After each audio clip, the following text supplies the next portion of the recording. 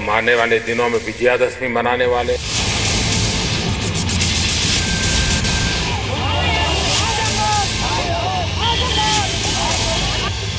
पहले आतंकी हाफिज सईद का घर जला, अब हाफिज सईद खुद जलेगा।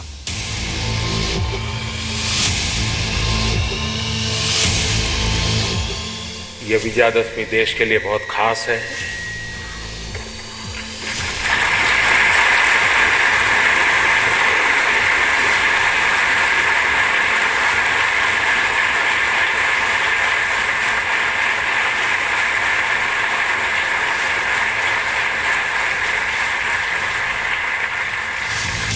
इक्कीस सेकंड तक नॉन स्टॉप तालियों की ये गूंज सुनकर कांप उठेगा पाकिस्तान।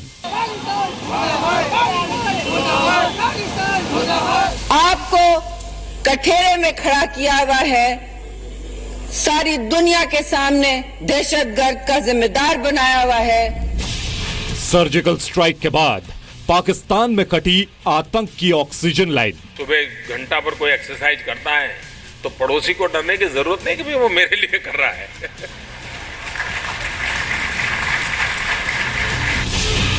दो दिन बाद विजयदशमी पर हिंदुस्तान करेगा आतंकवाद का दहन। राष्ट्र में जो सेना है वो सेना अत्यंत सामर्थ्यवान होनी चाहिए और तब जाकर के राष्ट्र सामर्थ्यवान बनता है। इस बार की विजयदशमी खास है, इसलिए सबसे बड़ी सर्जिकल स्ट्राइक हुई और रावण वध तो पहले ही हमारी सेना ने पराक्रम दिखा के कर दिया है। आतंकी संगठन लश्कर और जैश को जो भी बचाएगा वो नहीं बचेगा। जैसे किसान अपनी पूरी जान लगाकर अपने खेत की रखवाली करता है, वैसे ही हमारा जवान अपनी जान लगाकर देश की रखवाली कर रहा है। इस बार दशहरे पर आतंक दहन। नमस्कार, आप देख रहे हैं जी न्यूज, आपके साथ हूं मैं रूबिका लियाकत। आतंक दहन। रावण को अपनी ताकत का अहंकार था, आतंकी देश पाकिस्तान को परमाणु शक्ति का अहंकार है। रावण ज्ञानी होते हुए भी पाप के रास्ते पर चल निकला था। हाफिज सईद प्रोफेसर होते हुए भी पाप के रास्ते पर चल रहा है। रावण त्रेता युग में आतंकी जैसा था, हाफिज सईद कलयुग का आतंकी है। रावण के साथ पूरी लंका थी, हाफिज सईद के साथ पाकिस्तान है। रावण का वध मर्यादा पुरुषोत्तम राम ने किया था, जबकि हाफिज और उसके आतंकी साम्राज्य का अंत करने का बीड़ा मर्यादा राष्ट्रोत्तम हिंदुस्तान ने उठाया है। इसीलिए विजयदशमी इस बार यूं ही खास नहीं है।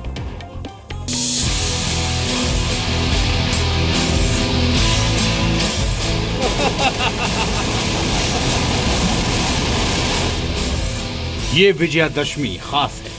हम आने वाले दिनों में विजयादशमी मनाने वाले हैं।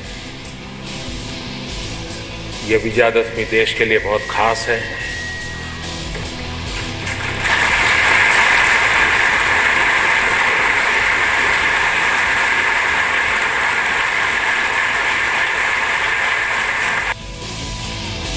सही कहा प्रधानमंत्री नरेंद्र मोदी ने, ये विजयादशमी वाकई बेहद खास है।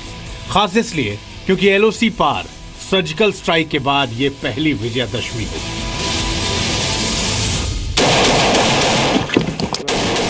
आतंकवाद पर अमन की जीत के बाद ये पहला दशहरा होगा। इसीलिए पीएम ने दोगुने जोश के साथ देश को पहले ही बधाई दे दी। विजयादशमी के लिए मेरी सभी देशवासियों को बहुत बहुत शुभकामनाएं हैं। ये विजयादशमी खास है। क्यों? क्योंकि एलओसी पार आतंक के खिलाफ सर्जिकल स्ट्राइक में देश के सबसे बड़े दुश्मन आतंकी हाफिज सईद के आतंकी संगठन लश्कर की लंका जल गई। 29 सितंबर को हुए सर्जिकल स्ट्राइक में करीब 50 आतंकी मारे गए। मारे गए आतंकियों में करीब 20 आतंकी हाफिज के आतंकी संगठन लश्कर तैयबा के थे। पाकिस्तानी अधिकारियों की आपस में हुई बातचीत के आधार पर खुफिया एजेंसियों को यह जानकारी मिली है। सबसे ज्यादा नुकसान लश्कर को दुधनिया लॉन्चिंग पैड पर हुआ। लश्कर चीफ आतंकी हाफिज सईद की बौखलाहट की बड़ी वजह भी यही है। और तुम सबको जी टीवी वालों और इंडिया के चैनल वालों, इंशाल्लाह तुम्हें पता चलेगा पाकिस्तान के फौजी जवान किस तरह इंतकाम लेते हैं, सर्जिकल स्ट्राइक्स क्या होती है। इंशाल्लाह हम तुम्हें पढ़ाएंगे, सर्जिकल स्ट्राइक्स भी हम तुम्हें पढ़ाएंगे। विजयदशमी से पहले आतंक के खिलाफ सीमा पार एक्शन का ये तो बस आगाज था, और इस विजयदशमी पर देश की सरकार और सेना पूरे हिंदुस्तान को ये भरोसा दिलाएगी कि आतंक के खिलाफ ये आगाज जल्द ही अपने अंजाम पर पहुंचेगा। अंजाम यानी हाफिज और मसूद अजहर का अंत। ये हाफिज सईद कौन से अंडे देता है जो उसको पाल के रखने की आवश्यकता है, यह आज खुद पाकिस्तान के कुछ नेता कहने लगे हैं। पाकिस्तान में एक अफरा तफरी का माहौल है। हाफिज सईद पर कार्रवाई को लेकर पाकिस्तान की हुकूमत और सेना पर दबाव बढ़ता जा रहा है। मुस्लिम लीग नून के रुकने पार्लियामेंट राना अफजल का कहना है कि पाकिस्तान के एलची की हैसियत से दौरा फ्रांस के दौरान उन्हें हाफिज सईद के बारे में सवालात का सामना करना पड़ा। वजारत खारजा को दुनिया के सामने हाफिज सईद के हवाले से तासुर खत्म करना चाहिए। इस बार की विजयदशमी खास है, इसलिए सबसे बड़ी सर्जिकल स्ट्राइक हुई, और रावण वध तो पहले ही हमारी सेना ने पराक्रम दिखा के कर दिया है। एलओसी पर मंडराते पाकिस्तान के सेना प्रमुख राहिल शरीफ को देख रहे हैं आप। आतंक के खिलाफ भारत की सर्जिकल स्ट्राइक के बाद पाकिस्तान की सेना और हुकूमत डरी हुई है। राहिल शरीफ को पता है कि भारतीय सेना पाकिस्तान की हर नापाक साजिश का मुंहतोड़ जवाब देने के लिए तैयार है। राष्ट्र में जो सेना है, वो सेना अत्यंत सामर्थ्यवान होनी चाहिए, और तब जाकर के राष्ट्र सामर्थ्यवान बनता है। व्यक्ति से लेकर के राष्ट्र तक वे सामर्थ्यवान, बलशाली, और बलशाली का मतलब किसी के लिए नहीं, किसी के विपक्ष में नहीं है। हम अगर सुबह घंटा पर कोई एक्सरसाइज करता है तो पड़ोसी को डरने की जरूरत नहीं कि भी वो मेरे लिए कर रहा है।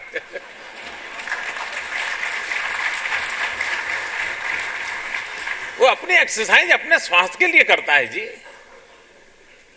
तो हमारा यही रहा है कि भाई हमारा देश सामर्थ्यवान होना चाहिए, शक्तिवान होना चाहिए।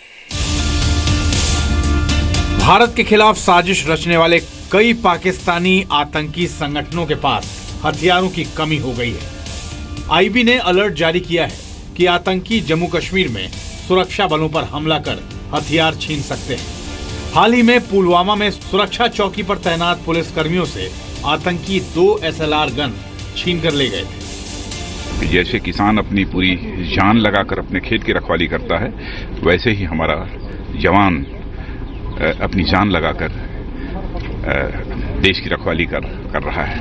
हम जवाब देते हैं तब गोलियां गिनते नहीं हैं, बिल्कुल सही बात है, और गिनना भी नहीं चाहिए। हमने जो जवाब देना है वो काफी जबरदस्त देना है। भारत की सर्जिकल स्ट्राइक से आतंकियों को बचाने के लिए पाकिस्तानी सैनिकों ने आतंकियों को एलओसी से सटे गांव में शिफ्ट कर दिया है। सर्जिकल स्ट्राइक से पहले एलओसी पार आतंकियों के करीब 46 से 56 लॉन्चिंग पैड्स थे, लेकिन अब उन लॉन्चिंग पैड से सभी आतंकियों को एलओसी पार पास के गांव में रखा गया है। बड़े पैमाने पर खबरें आ रही है कि पाकिस्तान के 100-150 टेररिस्ट जो हैं बॉर्डर पर आ चुके हैं। कई जगह पर हिंदुस्तान को कुछ ऐसी कार्रवाई करनी चाहिए जिससे पाकिस्तान की हिम्मत ही ना हो इस माफी की कार्रवाई करने के लिए। आज पाकिस्तान में पाक ऑक्युपाइड कश्मीर में कम से कम 45 पाकिस्तान इनको जो आतंकवादी है उनके कैंप्स है, और ये चलता रहेगा। ये विजयदशमी पर न सिर्फ देश बल्कि एलओसी पर आतंक के खिलाफ पहली बड़ी जीत का जश्न मनाएगा, बल्कि हर तरह के आतंक के सर्वनाश की शपथ लेगा। हमारे सैनिकों के पास ये जिगर है, ये शौर्य है कि वो केवल काम करने से रुकते नहीं है, लेकिन काम पूरा 100% सक्सेस के साथ करते हैं। मनीष शुक्ला के साथ ब्यूरो रिपोर्ट, जी मीडिया। समझिए, आतंक दहन का मतलब सिर्फ आतंकियों के अंत से नहीं है। आतंक दहन का मतलब है आतंक के सर्वनाश से। जो भी शख्स आतंकवाद के साथ खड़ा है, जो भी मुल्क आतंकवाद को पनाह दे रहा है, उन सबको बेनकाब करना, उन सबको आतंक के खिलाफ भारत की मुहिम में शामिल होने के लिए मजबूर करना ही आतंक का असली दहन होगा। इस कोशिश में आतंकी देश पाकिस्तान के खिलाफ भारत को विजयदशमी से ठीक पहले एक साथ कई नैतिक जीत मिल चुकी है। पाकिस्तान मुर्दाबाद, पाकिस्तान मुर्दाबाद।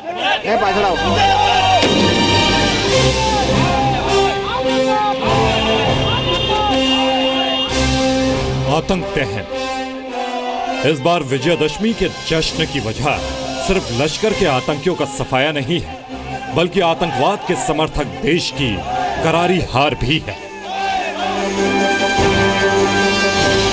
आपको कठेरे में खड़ा किया हुआ है, सारी दुनिया के सामने दहशतगर्द का जिम्मेदार बनाया हुआ है।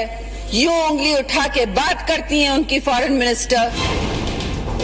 एलओसी पार भारत की सर्जिकल स्ट्राइक को झूठ बताने वाला पाकिस्तान पूरी दुनिया में अलग थलग पड़ चुका है। सर्जिकल स्ट्राइक पर अमेरिका, रूस, ब्रिटेन, जर्मनी, फ्रांस समेत दुनिया के ज्यादातर देश भारत के साथ खड़े हैं, जबकि पाकिस्तान का सबसे भरोसेमंद दोस्त चीन भी सर्जिकल स्ट्राइक पर पाकिस्तान का साथ नहीं दे रहा है। एक वक्त तो आपके साथ सारी दुनिया करती थी, आज आपके पास कोई भी नहीं है। रूस वीटो करता था, तो अभी तो कोई भी नहीं कर रहा, आपके साथ खड़े ही नहीं, अभी बिल्कुल आइसोलेट हुए, फॉरेन पॉलिसी है ही नहीं। Pakistan is the only country that doesn't have a foreign minister, and this Sartaj Aziz is merely an advisor to a prime minister who doesn't have power.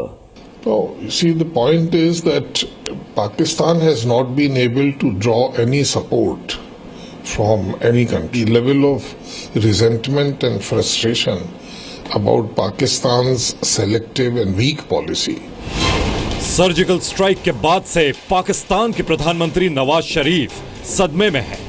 Islamabad से यूएन और फिर यूएन से इस्लामाबाद तक हिजबुल आतंकी बुरहान वानी को हीरो बताने वाले नवाज अपने ही घर में घिर गए हैं।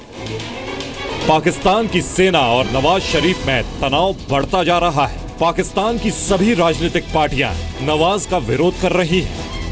आपका कोई दबाव नहीं चल रहा, क्यों?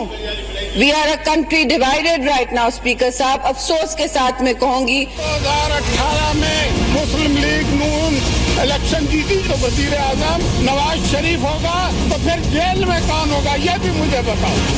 आपने ऐसे गद्दार को अपना वकील क्यों बना लिया? ये ऑर्डर इन द हाउस। हम लॉबी में जाते हैं, ये अपनी तकरीर कर लें। साहब मेरी बात भी सुने, ये कश्मीर का इशू है, ये किसी के जाती इशू नहीं है। मुबारक हो, आज झगड़ा हो गया। Pakistani government and the Pakistani military is frustrated. LOC पर भारत की कामयाब सर्जिकल स्ट्राइक के बाद पाकिस्तान में पहली गाज पाकिस्तान की खुफिया एजेंसी आईएसआई पर गिरने जा रही है।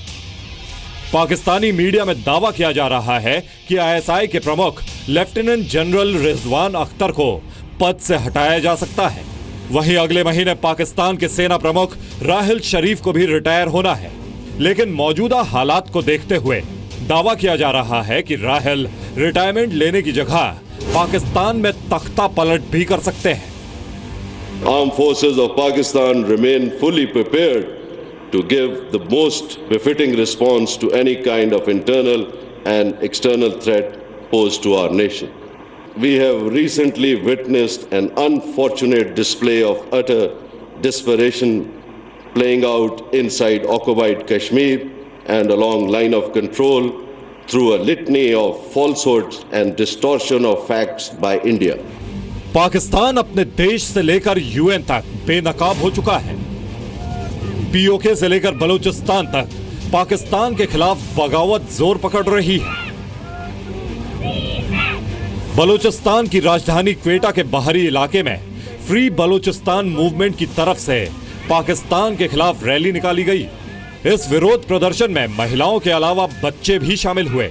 सभी ने बलूचिस्तान में चीन के बढ़ते दखल का विरोध किया। आरोप लगाया कि चीन और पाकिस्तान इकोनॉमिक कॉरिडोर के नाम पर बलूचिस्तान की प्राकृतिक संपदा को लूट रहे हैं। प्रदर्शनकारियों ने सड़क को कई घंटों तक जाम किया। पाकिस्तान के पीएम नवाज शरीफ और सेना प्रमुख राहिल शरीफ का पुतला भी जलाया। इनका मकसद ये है कि वो दुनिया के सामने पाकिस्तान और चीन के इत्तेहाद को, जिसको चीन और पाकिस्तान की जानिब से सीपैक के नाम पे जो वसाइल की लूट खसूट जारी है, उसको दुनिया के सामने लाने के लिए ये मुजाहिरा कर रहे हैं। बलूचिस्तान के अंदर इस वक्त जिसे गुरिल्ला वॉर कहेंगे, एक तरफ वो है, 5 मूवमेंट्स हैं जिसमें BRP है, बलूचिस्तान रिपब्लिकन आर्मी है। ये तो खाना जंगी लड़ रहे हैं पाकिस्तान फौज के अगेंस्ट। आतंकी देश पाकिस्तान और आतंकवाद के खिलाफ भारत को बीते कुछ दिनों में हर तरफ से विजय मिल रही है। ये विजय आतंक पर अमन की है। इसीलिए इस जीत का जश्न मनाने के लिए विजयादशमी से बड़ा मौका और क्या होगा। मनीष शुक्ला के साथ ब्यूरो रिपोर्ट, जी मीडिया। हाफिज सईद, सैयद सलाउद्दीन और पठानकोट उरी हमले का मास्टरमाइंड मसूद अजहर, ये तमाम आतंकियों के लिए और भी बुरे दिन आने वाले हैं। भारत मर्यादा में रहकर ही आतंक का सर्वनाश करने वाला है।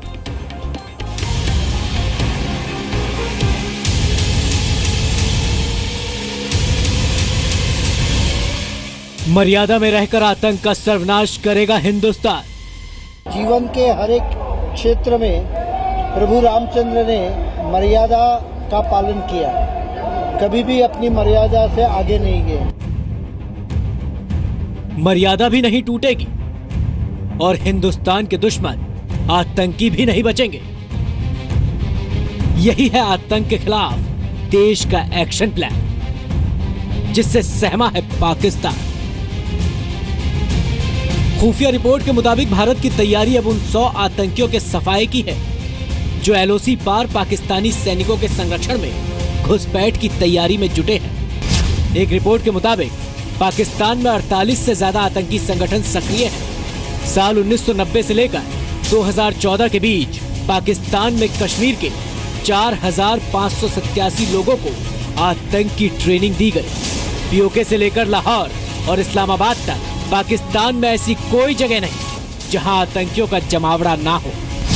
तहरीक तालिबान, जिसका हेडक्वार्टर साउथ वजीरिस्तान में है, लेकिन इसका नेटवर्क पाकिस्तान के सभी राज्यों में है। सिपाह सहाबा, पाकिस्तान एक और आतंकी संगठन जिसका नेटवर्क सरगोधा, बहावलपुर, झांग, मुल्तान तक फैला है।